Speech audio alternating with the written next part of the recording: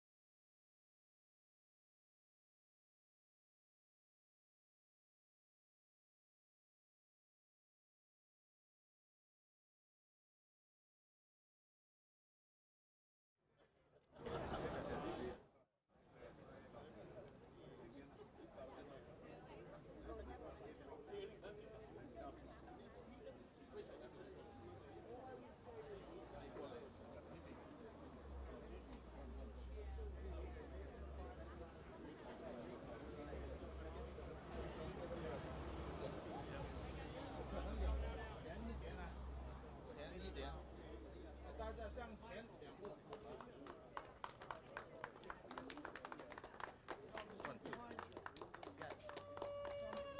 One, two, one, two, one, two. Okay. Who starts? Bob.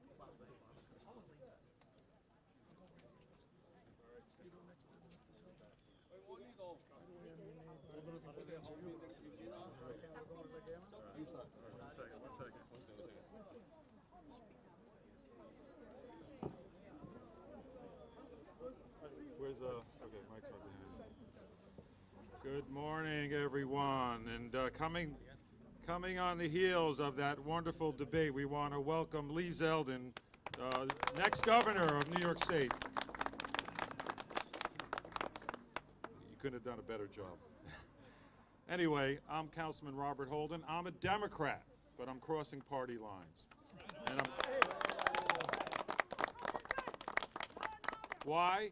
Because all you have to do is look what's happening in New York City and New York State on a daily basis. Now we have with us a wonderful, again, a South Asian American, a wonderful South Asian American, again, Karamjit Dhaliwal, who I've known for several years, owns this gas station and many other gas stations, and we're here with about 140 men and women who represent the South Asian community. And they represent a lot of gas stations, and they're fed up. They're fed up with all the robberies and burglaries that they're experiencing.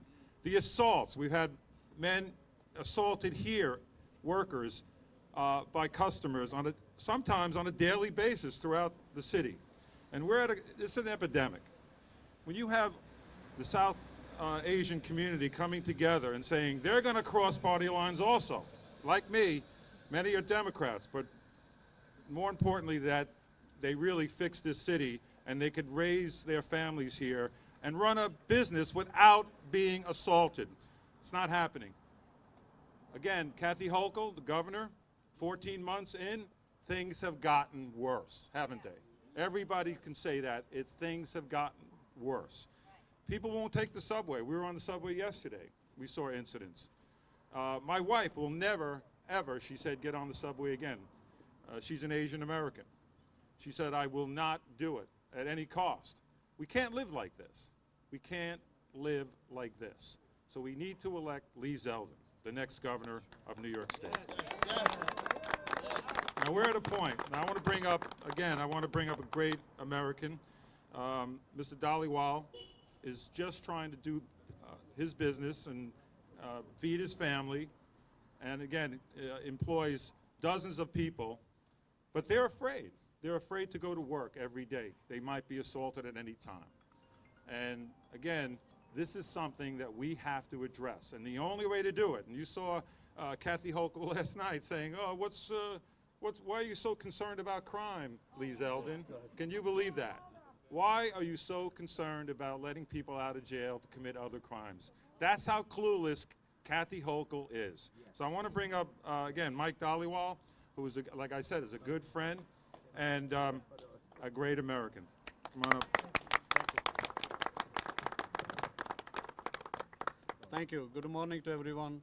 And thank you, Mr. Lee, coming here, Bob Holden, Mike, for a future assemblyman around here. Here today, we have issues. That's why we're here together. We have a big problem with the crimes. We are getting robbed every week, every single day. They are coming to steal stuff from our gas station, beating my employees, robbing nighttime, jumping behind the counters, and is a danger. This is a danger. This is not America. We came. This is a different country. We feel like that.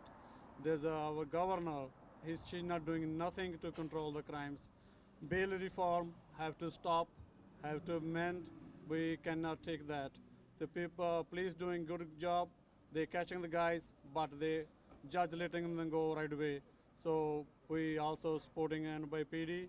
They're doing hard work, but their hands tight because of our system. The governor Hoko, she's not doing enough to stop the crimes. We are here to Mr. Lee Zeldin, supporting him. We also Democrat, we help them, but this time we need to cross the line. Save our community, save our children, save our America. So we have to support and vote for Jesus. Myrtle Zeldin are here today to get fundraising. I'm telling you, everybody. He's here because he cares about the community. He cares about crimes. Mostly politicians go do fundraising. Here today is not coming for fundraising. He came here to care about us. Please, let's wake up and support him. Thank you, Mr. Lee. Thank you, Mike. Mike is the owner here. Councilman Holden, for your remarks and for your support.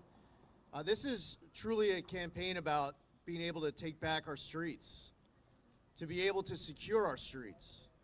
Whether you're a small business owner, you run a gas station, having to deal with the realities of people who come in, take inventory and not pay, maybe even assault your employees, and you feel helpless.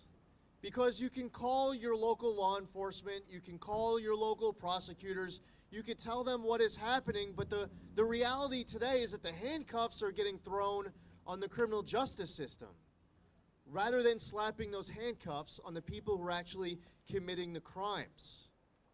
I was asking Mike while we were just meeting, how often do you have crimes being committed right here? He says it happens a few times a week. Speaking to someone else in our meeting just now, when was the last time that you've had a crime committed at your gas station? He said this morning. We're not talking about a rare occurrence here. It's rare to have a day where you're not experiencing crimes being committed. And this is a community. This is family. They're all in this together. We're all in this together. We're not here today as Republicans or Democrats or independents. We're here as New Yorkers. And last night when we were at this debate, after there were a number of questions asked by the moderators specific to crime, I pointed out that we're almost through this entire crime conversation, and still Kathy Hochul was not talking about locking up the criminals. And she has the nerve to say, it's bad enough to think it, but she has the nerve to actually say out loud, questioning why it's so important to me, fighting crime, locking up criminals. Speak to the men and women who are here why this is important. Speak to the Asian American community about what they have lived through when Michelle Go got pushed in front of an oncoming subway car. Members of their own community stabbed to death in Lower Manhattan, beaten to death on the street with a hammer. Speak to the Sikh community about turbans that get knocked off, just trying to practice your religious freedom. And you're going to pray, and you're being attacked. You're a Sikh cab driver getting assaulted because you're wearing a turban. You're a Jewish New Yorker being attacked because you're wearing a yarmulke. So this is about all of us, concerned about raw, violent hate, wanting to do everything in our power to take back our streets.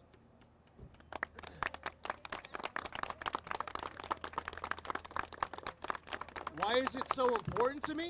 I mean, I could have been talking about what happened just 2 or 3 Sundays ago on my own front yard. There was a gang-related drive-by shooting on my own property while my 16-year-old girls were at home on a quiet Sunday afternoon doing their homework.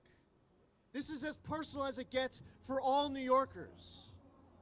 And Kathy Hochul isn't getting the job done. The people who are in charge right now in Albany feel like they haven't passed enough pro-criminal laws. They need to go up to Albany to pass even more. We need to support our men and women in law enforcement. We need to make sure that judges have discretion to weigh dangerousness as part of our package of addressing these pro-criminal laws that have been passed. We have to ensure that Mike, his employees, all the business owners who are here and their employees can show up to work, can do their shift. The people who come in as customers, everyone who walks in the door is paying for whatever they are leaving with. That people are safe and they can go about their lives, knowing that the elected officials have their backs, know that law enforcement have the tools to have their backs, that prosecutors can prosecute, and DAs can be district attorneys to enforce the law. I want to thank everybody for being here. Again, Councilman Holden, who has been courageous in doing what is right to make sure that the people of his district are safe. I know we're joined here by Tony Nunziata, the chair of the Queens County Republican Committee. I want to again thank Mike, our host here, Mike Canigliaro, who's running our state assembly candidate here. To everyone for coming out, and I'd be happy to answer any questions. Thank you. This is what's going on. This is the violence right here. So just, by the way, I mean, for members of the media that are here, and listen, the reality of this moment, while we're here for a press conference, this is with security here. This is with cameras here, okay? This is with a whole lot of people here. And you see how people are emboldened to challenge employees of this gas station, ready for physical confrontation right here. So 3 weeks ago, one of Mike's employees were assaulted right here where we're having this press conference. You almost witnessed something play out right here in front of all of the cameras just now, despite security. Despite all of us and despite all of you. But anyway, do you have any questions? Yes, ma'am. Hey, good morning, Ayanna Harry with Pix 11. You have held multiple events calling out issues of crime and other issues in the state. In New York City, there's still a higher unemployment rate than other parts of the country. Is there a point where you will sort of shift to do more events that focus on other pressing topics in the state? Or do you feel like continuing to talk about crime is going to be sort of your primary message leading up to election? Well, listen, the sense of urgency that I'm hearing from Mike and the other employees and small business owners here in this community of gas station owners, this is an act of desperation for us to be here right now raising awareness for this issue. I'll tell you something else with a sense of urgency that all of us should be greatly concerned about, is that we just finally had the state scores released for our schools. And there's a massive performance gap right now that is expanding between New York and the national average. We're seeing, as a result of the pandemic and lockdown policies, the impact on our kids, really their generation has suffered the most of all generations. And I really appreciate your question, Ayanna, and quite frankly, if you asked me 6 times over again, I'll give you 6 different other topics that are very important. But first and foremost on my mind this morning, on top of what we're here to discuss, our kids don't even have a vote. If you look at the 4th grade reading and math performance scores on the tests that were just released, New York spends 2.5 times more per pupil than than Florida and Mississippi, for example. Now, same tests, despite the far less amount that is spent per pupil, they are performing better Black students, Hispanic students, low-income students, same test. What are we doing wrong? We have to raise our game as it relates to education. We have to challenge our kids to go further. We need to achieve better outcomes.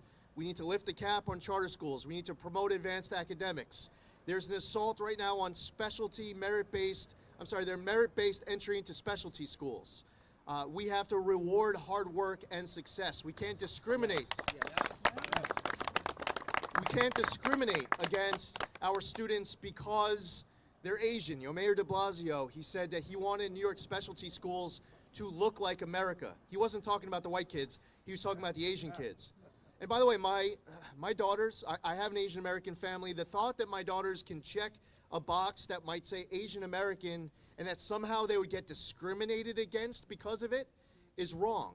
So if you were to talk to the people who are here, first and foremost right now with an incredible amount of urgency, we're hearing people talking about not being able to go through their day without incident. We weren't able to go through our press conference without incident. But I'll tell you that for these parents who are here, there is incredible urgency to improve the quality of education in our schools. There are poor performing public schools. By the way, in the state, there are good public schools. I want to lift up all schools, public and non-public. We can't have our kids trapped in multi-generational poverty. And right now, we really have an urgency in lifting up our game inside of our school system.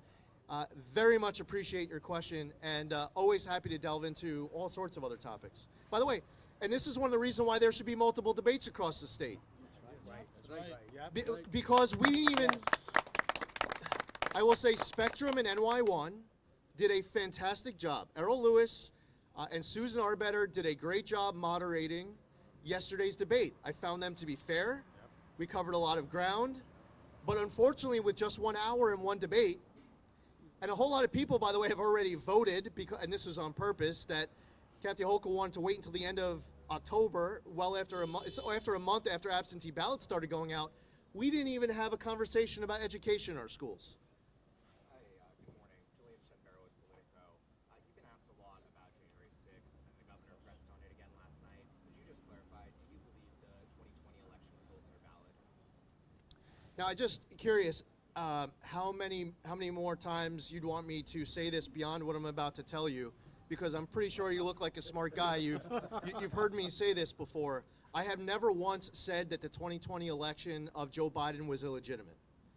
I didn't say it at any point ever.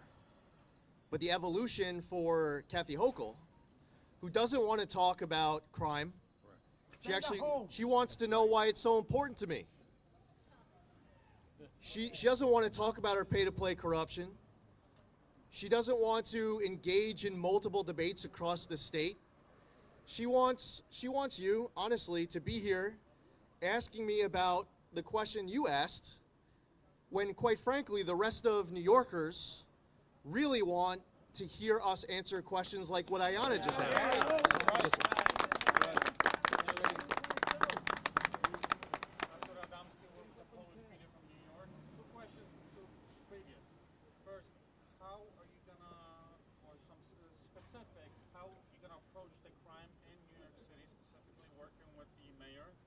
Governor. And second, to your second thing, there's a lot of issues in the school. What are your thoughts on how specifically you want to implement some changes to make things better than just obviously talking that does need help? Specifically, what do you think you're going to be able to change in those two aspects, crime and schools in the city of New York, because obviously you're a governor for New York State, city, for working with the mayor here in the city? Well, first off, I'll work with anyone to find common ground however possible. And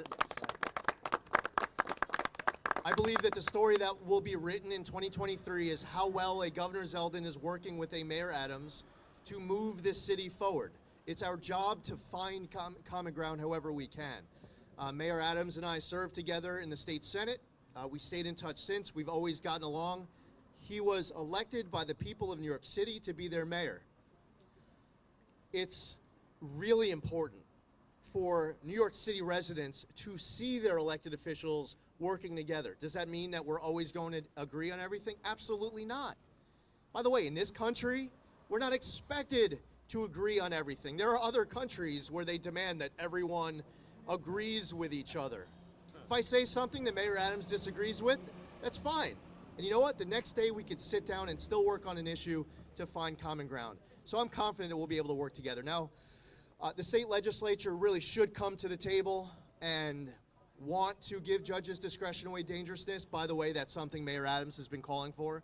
We should amend raise the age. By the way, that's something that even Mayor Adams has also been calling for. So I believe that this shouldn't be looked at as a Republican versus Democrat issue.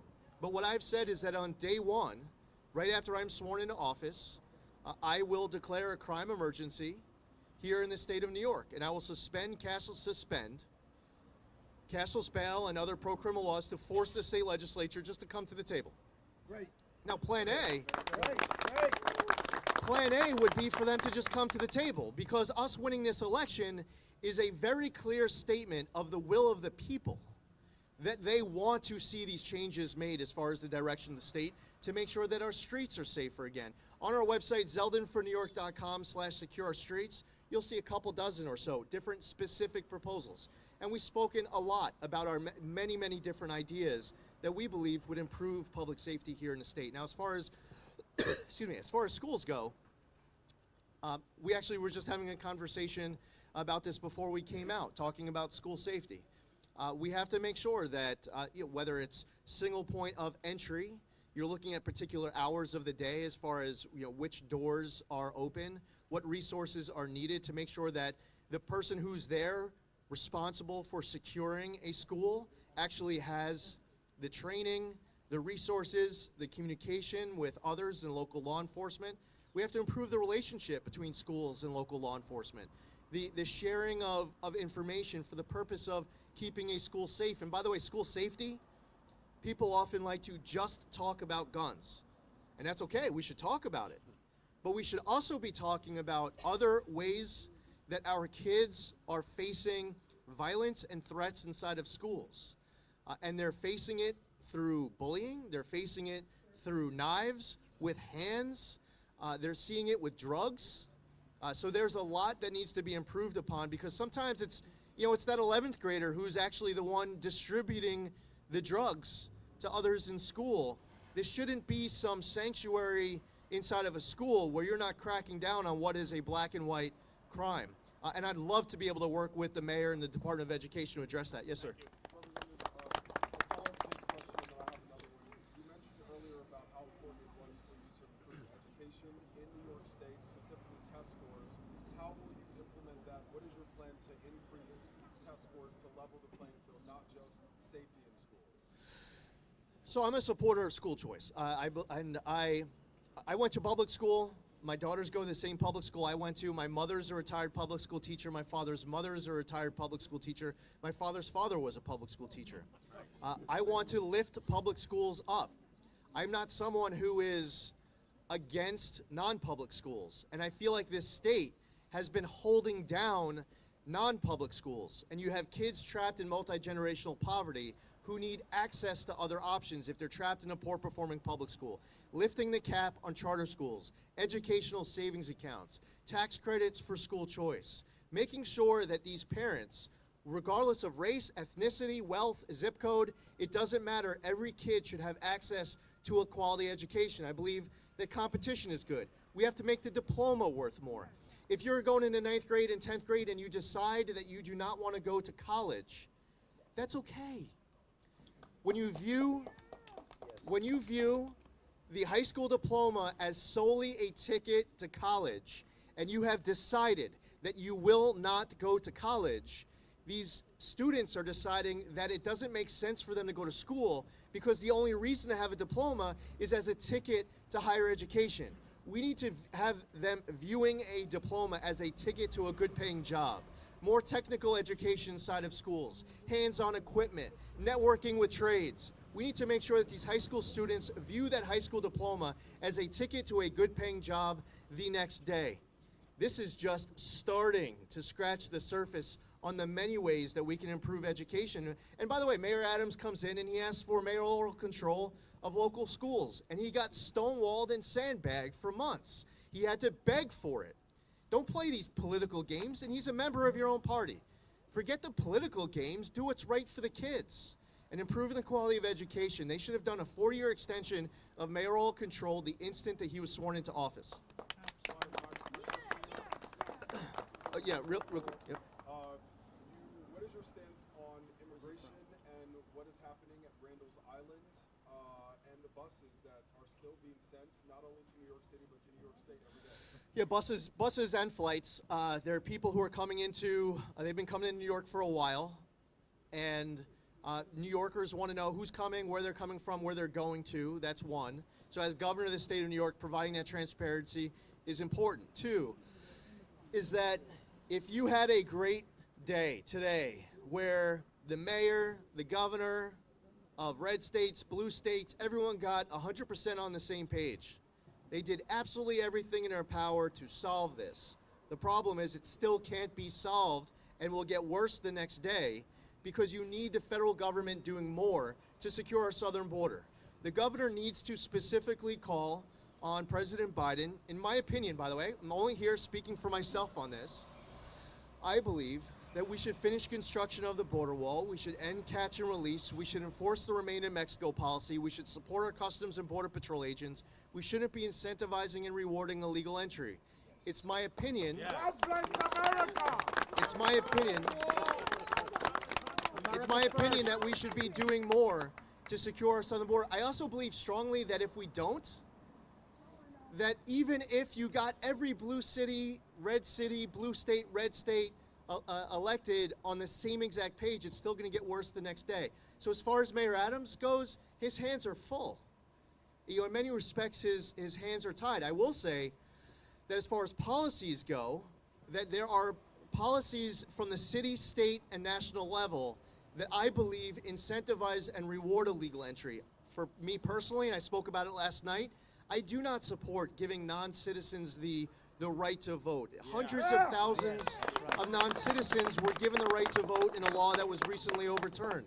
I'm just giving that as one example and stating my opinion because I believe the voters deserve to know where I stand on everything before they vote, not afterwards. So from that respect, listen, if the city wants to look at some of its policies, if the state wants to look at its policies, if the federal government wants to look at its policies, we should always view it, whether we're talking education or whether we're talking about just people in government, and maybe you're trying to deal with the topic of immigration. We always should strive to do better. All of us. Anyone out there giving themselves a pat on the back saying we tried our best, there's nothing else to do here, I am more suspicious of you than anyone else. Yes, sir. Last question, everybody. Getting back to Governor asking last night, why does this matter to you? What was your interpretation of the question in terms of her intentions behind it? What message was she trying to get to you? Well, strategically at a debate to ask you that. What was your understanding as to what she was asking you from her point? Well, it was very clear what was happening. I was pressing the point that when you talk about cameras, care, and cops, she says the 3 C's, which, by the way, there's an announcement they pulled off a shelf 2.5 weeks before an election. She was never elected governor. She was elected lieutenant governor. She became governor to fill out the rest of Andrew Cuomo's term. That's why she's in this seat right now. And humbly, she should be aware of that. And instead, she's kind of acting like she's running for a 16th term. And that's an impression that a lot of New Yorkers have of her that they share with me. Upset that she refers to New Yorkers as her apostles. Upset that she's referred to herself as the mother of New York's 62 counties. That attitude. So she doesn't come in and actually crack down on this. Instead, she picks Brian Benjamin as her lieutenant governor, the champion of the defund the police movement up in Albany, the architect of cashless bail, who, by the way, ends up getting arrested and has to resign because of all sorts of other scandals. She waited till the end of the budget process to propose a minor change to cashless bail. Why did she do it then? And she didn't start it earlier. She should have. She could have put it into her executive budget. What she waited for was the middle of March. On Monday of that week, there was a bad poll that came out for her. On Wednesday, she dropped the first puck at Madison Square Garden at a Rangers game and got booed and roasted out of the arena. On Thursday, the media was reporting that Andrew Cuomo was thinking about running. So overnight on Thursday into Friday, she said, we need to make a change on cashless bail. She does this all based on political whim. She was celebrating when cashless bail got passed. It's still out there on her social media accounts from 2019, celebrating cashless bail like it was a good thing as is. So she waited too long, and she basically ended up getting rolled in the process. And strategically, she completely misplayed it as well by waiting until the last minute to even propose that week change. So I am pressing on the fact that we are going question after question after question after question from these moderators talking about fighting crime, and she's not talking about the fourth C, cuffs.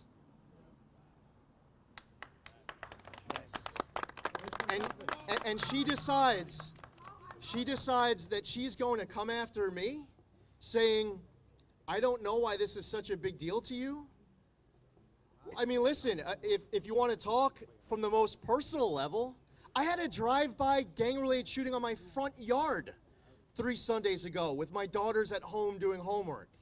If you want to talk about why it's personal, we're here having a press conference on crime at gas stations where this morning one of these attendees had a crime take place at their own gas station as they're coming here. There was an assault here where we're having this press conference 3 weeks ago. It's happening here behind me a few times a week. And during this press conference, Mike's employee is getting threatened and starting what was almost a physical altercation in the middle of our press conference, despite all of us being here with cameras and with security. And Kathy Hochul wants to know, she doesn't understand why it's so important to me. That proves that she isn't in touch with the people. It proves that she does not represent the people, because it should be first and foremost in her mind. If she wants to represent New Yorkers, if she cares about New Yorkers, she would have her finger on the pulse, and she wouldn't have to make that point. She wouldn't even be thinking it in her head, let alone actually saying it out loud. Last question right here. Next question right here. Eshmeta, Just TV, Indian Media. Candidate Zeldin, what is your message to all of those Democrats in a historically blue state that would never vote for a Republican, but maybe not so thrilled with Governor Hochul's performance? What do you say to them on why they should vote for you? Republicans, Democrats, and independents need to look at this opportunity less than 2 weeks away as their opportunity as New Yorkers to save New York City and save New York State. They have an opportunity to restore balance and common sense up in Albany. Everything has gone too far left up in Albany. There are a lot of common sense Democrats. Bob Holden is proud to be a common sense Democrat. Yes. Bravo! And there are a lot of other Democrats out there who proudly view themselves as independent-minded. They're New Yorkers, first and foremost. They care about rising crime and skyrocketing costs. They care about being able to feed their family and heat their home. They care about soaring crime and DAs who release violent criminals to roam free on our streets. And these New Yorkers, first and foremost as New Yorkers, need to take control of their destiny, their family's destiny, their community's destiny, and do their part to save our state. Thank you, everybody. And everybody here in Queens, we're all here. We're immigrants, legal immigrants, and that's the beauty of Queens. Thank you. Thank you.